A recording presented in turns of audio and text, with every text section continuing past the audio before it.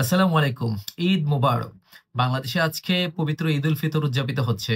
তো আজকে আমি ক্যামেরার সামনে হাজির হয়েছি মূলত একটি বিশেষ কারণে। প্রথমত হলো আমার চ্যানেলের যারা আমার কথাগুলো শোনেন এবং ফাইন্যান্সিয়াল লিটারেসি সম্পর্কে আমি যেই তথ্যগুলো দেই আপনাদেরকে, আপনারা যারা মনোযোগ দিয়ে এটা শুনেন এবং কিছু শেখার চেষ্টা করেন, তাদের সবাইকে আমি আমার আন্তরিক ঈদ শুভেচ্ছা জানাচ্ছি। আর পাশাপাশি বাংলাদেশের যে সকল প্রবাসী ভাইয়েরা দেশের বাইরে আছেন এবং এই ঈদকে কেন্দ্র করে প্রায় $3 বিলিয়ন রেমিটেন্স তারা বৈধ পথে এদেশে পাঠিয়েছে, তাদেরকে একটি বিশেষ ধন্যবাদ জানানোর জন্য আজকে মূলত আমি ক্যামেরার সামনে হাজির হয়েছি। এই $3 বিলিয়ন এই মুহূর্তে বাংলাদেশের অর্থনীতির জন্য কতটা হেল্পফুল সেটা কিছুটা আমি বোঝানোর আপনাদেরকে চেষ্টা করব। তো প্রবাসী ভাইয়েরা আপনারা যারা দেশের বাইরে মানে বিভিন্ন কাজে নিয়োজিত আছেন এবং এই দেশে বৈধ উপায়ে রেমিটেন্স পাঠাচ্ছেন, তাদেরকে আমি বলব, আপনারা বিশ্বাস করেন এই দেশে ডাক্তার বা ইঞ্জিনিয়ারের চেয়ে প্রবাসীরা অনেক বেশি গুরুত্বপূর্ণ। কেন গুরুত্বপূর্ণ? কারণ ওই আপনারা যেমন জানেন যে শিক্ষাই জাতির মেরুদণ্ড, এটা আমরা সবাই জানি। ফাইন। কিন্তু আমি মনে করি এটা আমার ব্যক্তিগত অবজারভেশন, সেটা হলো বাংলাদেশের ইকোনমির জন্য এই প্রবাসীরা হলো আসলে মেরুদণ্ডের মতো। অর্থাৎ গত আ মানে কয়েক বছর আমাদের অর্থনীতির যে অবস্থা, আসলে আল্টিমেট চিত্র আপনারা জানেন, খুবই ভঙ্গুর অবস্থা বাংলাদেশের অর্থনীতি। একটা খারাপ অবস্থায় চলে গিয়েছিল। তো সেখান থেকে এটাকে আ ফিরিয়ে আনার জন্য, আবার ডেভেলপমেন্ট এ নিয়ে আসার জন্য, তো এই রেমিটেন্স অনেক বেশি গুরুত্বপূর্ণ এবং অনেক বেশি হেল্পফুল। সেটা কিছুটা আমি তুলে ধরার চেষ্টা করব এবং আপনারা এই দেশের ডেভেলপমেন্টে কিভাবে অবদান রাখতেছেন সেই জিনিসটা কিছুটা বোঝানোর চেষ্টা করব। প্রথমত হলো আপনাদেরকে আমি বলি যে সহজ ভাষায় এই যে রিজার্ভটা আছে, এই রিজার্ভটাকে কিভাবে মানে এক্সপ্লেইন করা যায়, যদি একটু সহজে এক্সাম্পল দিই, তাহলে যে ধরুন একজন ব্যক্তি ৳৫০,০০০ বেতনে একটি চাকরি করে। তাহলে ৳৫০,০০০ বেতন, সে মাস শেষে বেতন ভাতা মিলিয়ে ৳৫০,০০০ পায় এবং তার সব খরচ মিলিয়ে সে ৳৪০,০০০ সে খরচ করে। তাহলে তার পকেটে আরো ৳১০,০০০ থেকে যাচ্ছে। তার মানে এটাকে নরমালি সেভিংস বলা হয়। সে সঞ্চয় করতেছে ৳১০,০০০। তো এই ৳১০,০০০ থাকার কারণে কি হচ্ছে দেখেন, তার পক্ষে কিন্তু আ দেখেন এই ৳১০,০০০ থাকার কারণে তাকে কেউ ধার দেওয়ার ইচ্ছা পোষণ করতেছে তার প্রয়োজন হলে। কারণ সবাই জানে যে তার কাছে এক্সট্রা টাকা থাকে, সে ফেরত দিতে পারবে। মানে তার সেই ফাইন্যান্সিয়াল স্ট্যাবিলিটি টা আছে। একই সাথে তার সাথে কেউ চাইলেই বিজনেস করতেও আগ্রহ প্রকাশ করবে। কারণ তার ওই ধরনের আর্থিক সক্ষমতা আছে। তার আয়ের চেয়ে ব্যয় কম। অর্থাৎ তার কাছে এক্সট্রা কিছু টাকা থাকে। তার সাথে বিজনেস করলেও দেখা যাচ্ছে সেও ইনভেস্ট করতে পারবে, সেও ইনভেস্ট করতে পারবে।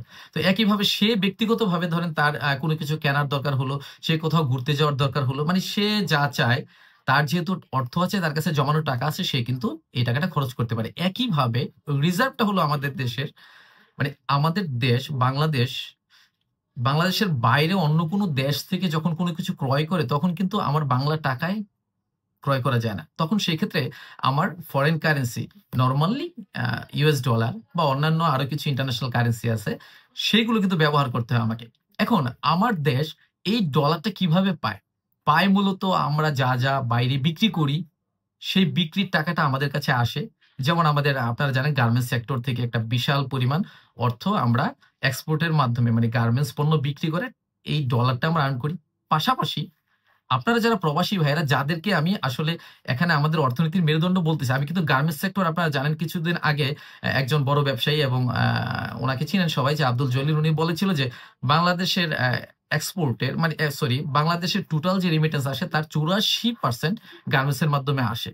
তো সেইটার চেয়েও আপনারা যে অংশটা পাঠান, বাকি অংশটা আমি ধরে নিলাম, সেইটা কিন্তু আরো বেশি গুরুত্বপূর্ণ আপনাদের টাকাটা। কেন গুরুত্বপূর্ণ?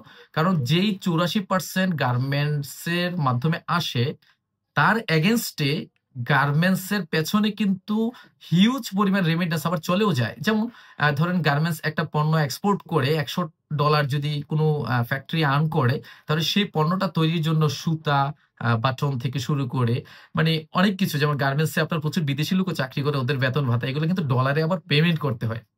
ব্যাক টু ব্যাক এর মাধ্যমে। এছাড়া গার্মেন্টস এর যে আপনার মেশিনারিজ গুলো আসলে ইম্পোর্ট করতে হয়, সেগুলোতেও কিন্তু প্রচুর ডলার যায়। তার মানে হলো নেট গার্মেন্টস এক্সপোর্ট করে যেই ডলারটা আসে, আর সেটার বিপরীতে আবার যেই ডলারগুলো চলে যায় সেটার যে পার্থক্যটা অর্থাৎ নেট যেই রেমিটেন্স ইনফ্লু হয় গার্মেন্টস এর মাধ্যমে রেমিটেন্স আসে বা রিজার্ভ বাড়াতে যতটুকু হেল্প করে তার চেয়ে বেশি কার্যকরী আপনাদের এটা। কারণ আপনারা প্রবাসীরা যেটা পাঠান তার বিনিময়ে কিন্তু এখান থেকে কোনো ডলার আসলে সেভাবে যাচ্ছে না। তো আমি যেখানে ছিলাম আরকি যে রিজার্ভটা কেন ইম্পোর্টেন্ট?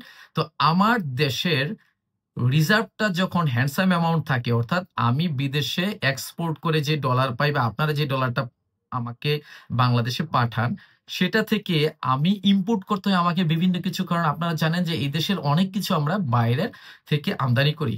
তাহলে আমার কাছে যদি ডলার না থাকে আমি কিন্তু ইম্পোর্ট করতে পারতেছি না। পাশাপাশি আমাদের দেশে যে সকল ছেলেমেয়েরা দেশের বাইরে পড়াশোনা করে তাদেরকে কিন্তু এই দেশ থেকে ডলার পেমেন্ট করতে হয় তাদের পড়াশোনার বিলটা। পাশাপাশি আমাদের দেশের ধর্মপ্রাণ মুসলমানরা যারা হজ করতে যায়, তাদের হজের জন্য কিন্তু আমাদের এই ডলারটা এক্সপেন্স হয়।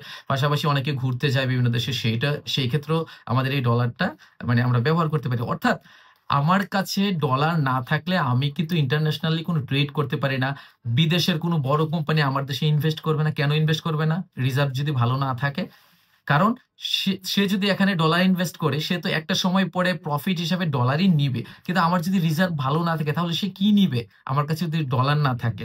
আবার ধরেন ইন্টারন্যাশনাল যে অর্গানাইজেশন গুলো আছে ওয়ার্ল্ড ব্যাংক, আইএমএফ তারাও আমাকে আমার প্রয়োজন যদি হয় আমাকে লোন দিবে না। কারণ লোনের পেমেন্টটা তো আমি ডলারে করতে হবে। সো আমার যদি রিজার্ভ পজিশন ভালো না থাকে তাহলে কিন্তু আমরা সেই লোনগুলো ইজিলি পাবো না।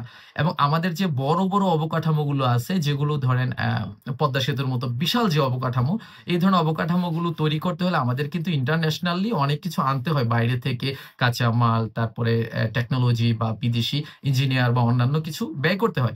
তো সেই ক্ষেত্রে আমার যদি পর্যাপ্ত রিজার্ভ না থাকে তাহলে কিন্তু আমি এই কাজগুলো করতে পারতাম না। তো সেই আমার এই দেশের এই অবস্থায় আপনারা প্রবাসীরা প্রায় $3 বিলিয়ন ১ মাসে রেমিটেন্স পাঠিয়েছেন। যে কারণে আমার টোটাল যে নেট রিজার্ভ পজিশন সেটা আমি যতদূর জেনেছি যে প্রায় $25 বিলিয়ন হয়ে গিয়েছে এই মার্চ মাস শেষে।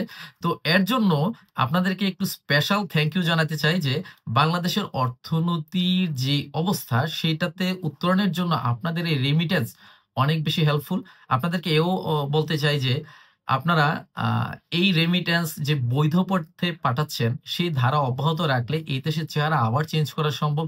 দেশ যদি সঠিক পথে এগিয়ে নেয়ার জন্য দেশকে এবং দেশের অর্থনৈতিক উন্নতি সাধন করার জন্য আপনাদের এই অবদান অবশ্যই অনেক বেশি ইম্পোর্টেন্ট এই দেশের জন্য। সবাই আমার পক্ষ থেকে আবারও ঈদের শুভেচ্ছা গ্রহণ করুন। আপনাদের সবাইকে আমি ঈদের শুভেচ্ছা জানিয়ে আজকের এই আলোচনা শেষ করছি। ধন্যবাদ সবাইকে। আসসালামু আলাইকুম।